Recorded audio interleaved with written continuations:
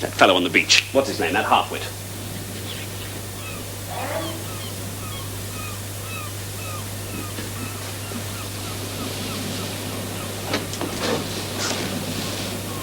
Ben.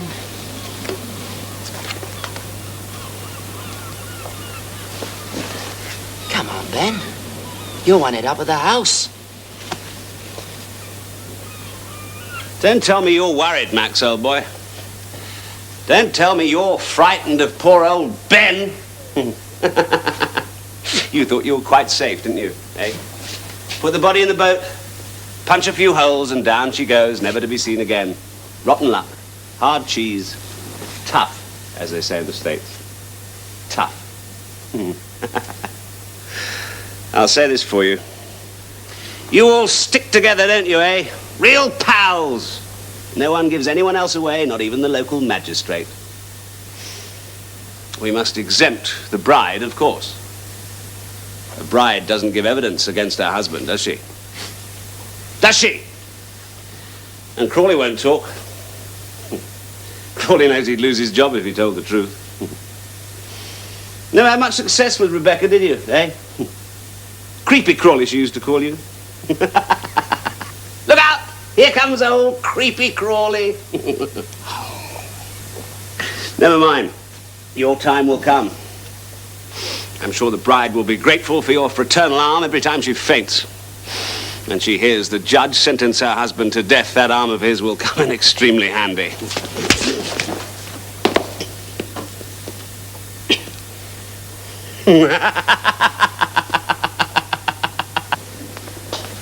Come on, Ben. Look, there's nothing to be frightened of.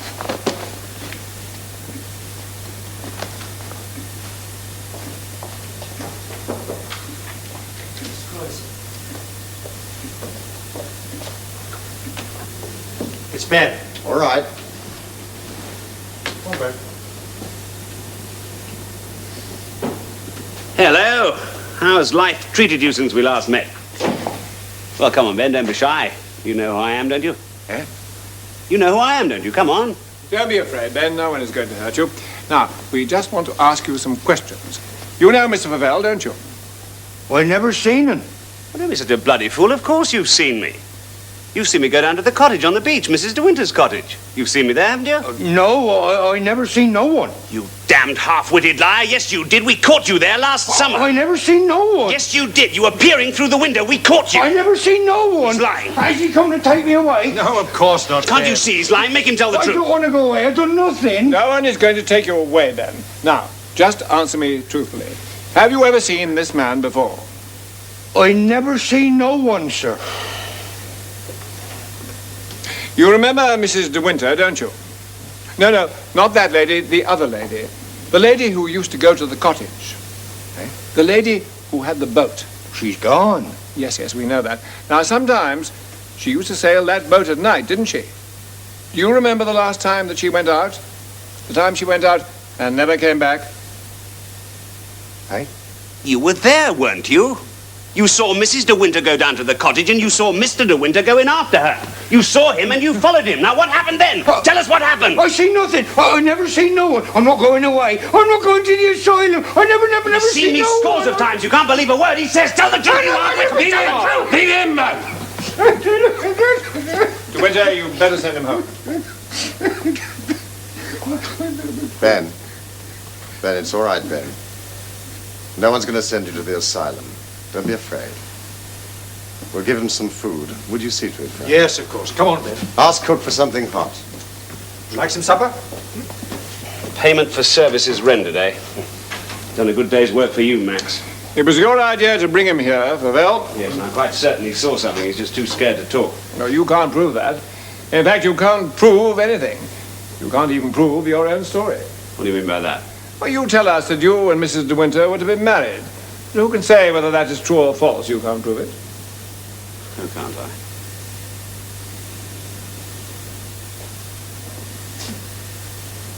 What are you doing? There's one person in this house who will tell you the truth.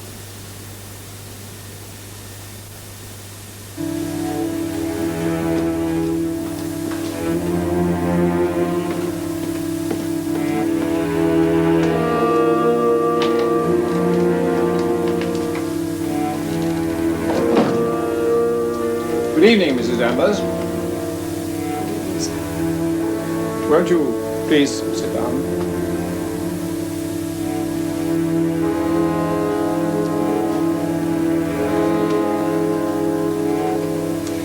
Mrs. Danvers, first of all, I want to ask you a question. Were you aware of the relationship between the late Mrs. De Winter and Mr. Favell? They were first cousins. I was not referring to blood relationship, Mrs. Danvers. I'm afraid I don't understand, sir. Oh, come off it, Danny. You know very well what he's driving at. I've told him, he just doesn't believe me. Rebecca was in love with me, wasn't she? She was not. Of course she was. You know damn well she was. She wasn't in love with you or Mr. De Winter. She wasn't in love with anyone. She despised all men. That's just not true. We've been lovers for years, you know that. And what of it? She had a right to amuse herself, hadn't she? Lovemaking was a game with her. She told me so. She did it because it made her laugh. I've known her come back and sit upstairs on her bed and rock with laughter at the lot of you.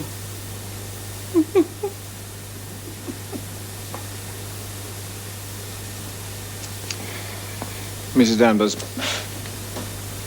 Mrs. Danvers, can you think of any reason why Mrs. De Winter should have taken her own life? No. No. Favell, show her the letter.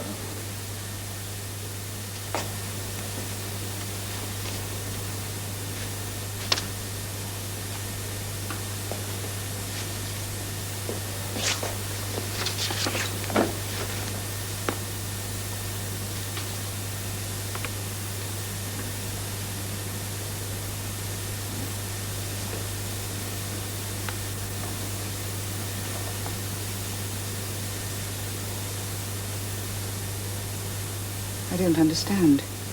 If there was something she had to tell Mr. Jack, she'd have told me first. You never saw her on that night? No, I was out. I shall never forgive myself for that. And those words, I have something to tell you, convey nothing to you at all? No, sir, nothing. I see, thank you. Now, does anyone know how she spent that last day in London? She went to the hairdresser's. She had an appointment from 11 until 12:30, and then she had lunch at her club. She always lunched at her club on hairdresser days. Well, what else? What did she do in the afternoon? I've got her engagement diary in my room. Mr. De Winter never asked me for it. I kept all her things. Would you like me to look? De Winter? By all means. Do fetch the diary, Mrs. Danvers.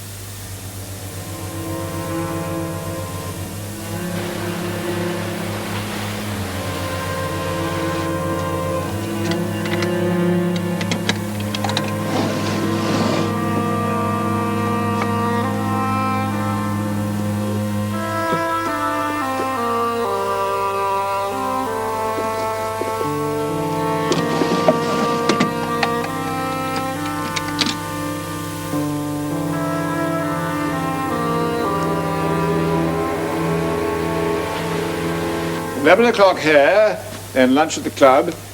2 o'clock, Baker. Who's Baker? Baker. She didn't know anyone called Baker. Here it is. See for yourself. Baker. She never spoke of anyone called Baker. If he'd been important, Danny would have known him. Rebecca never kept any secrets from Danny. I think we're just wasting time. But he wasn't important. Why did she write his name in her diary? I don't know, maybe someone who sold silk stockings or face cream. There's something among the telephone numbers here. Baker 0299. 0299. There's a mark against it. It might be anything.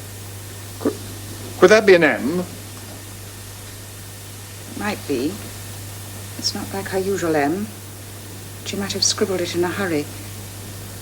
Perhaps it's the exchange. Yes, of course, that's right. M for... Mayfair. I'll try it, shall I? 0299. Hello, operator. This is Mr. Crawley here. Could you get me a London number, please? It's Mayfair 0299. Here. And it is urgent, so will you hurry, please?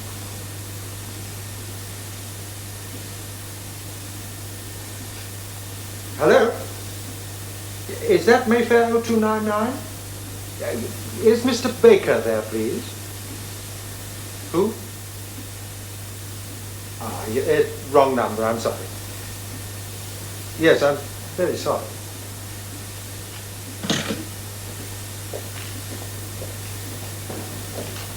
Wrong number. It was a Lady Eastleigh. She was rather cross. Try Museum. Or Maida Vale. Or Mill Hill. Oh, wait a minute. Let me try.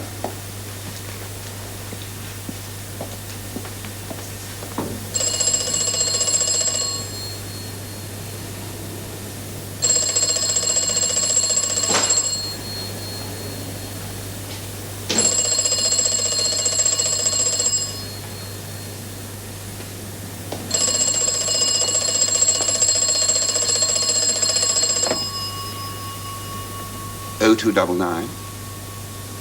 This is Dr. Baker speaking. Who? Yeah. Yes. Oh, yes. Didn't I read about it in the newspaper? I see. Yes.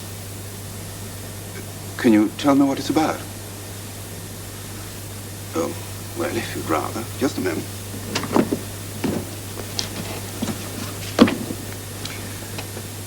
Would 3:30 suit you? Good. I'll see you then, Colonel Julian. Oh, hang on. I'd better give you the address. Roseland, 53 Carlton Road, Northwest 6. A Dr. Baker. Dr. Baker. Yet another mystery. Why go all the way to London to see a doctor? And why did she keep it from me? She always told me everything. Well, perhaps she didn't want to worry you. I've arranged for us to see him tomorrow at 3:30. It'll have to be an early start. 6 o'clock? Yes, that will be fine. I shall come with you. Yes. Yes, I expected that you would. Well, since I'm unlikely to get an invitation to stay to dinner. Don't look so glum.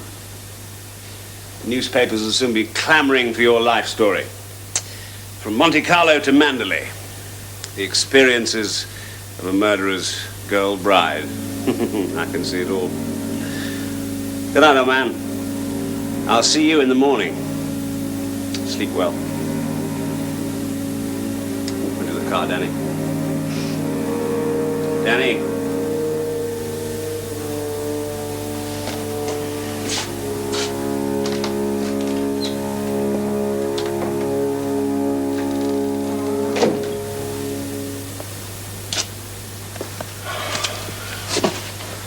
This time tomorrow. This time tomorrow they'll know. They'll know she was expecting a child. Everything will slip into place. This time tomorrow they'll know.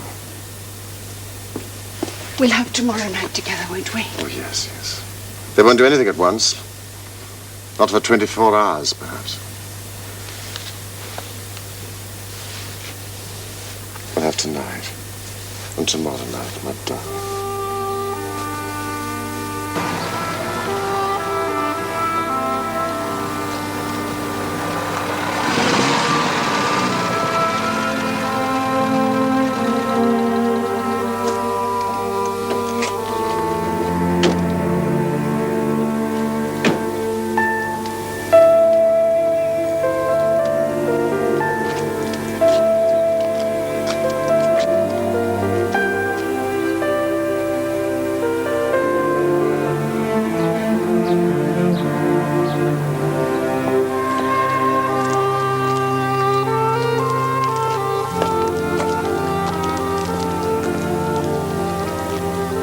At that time.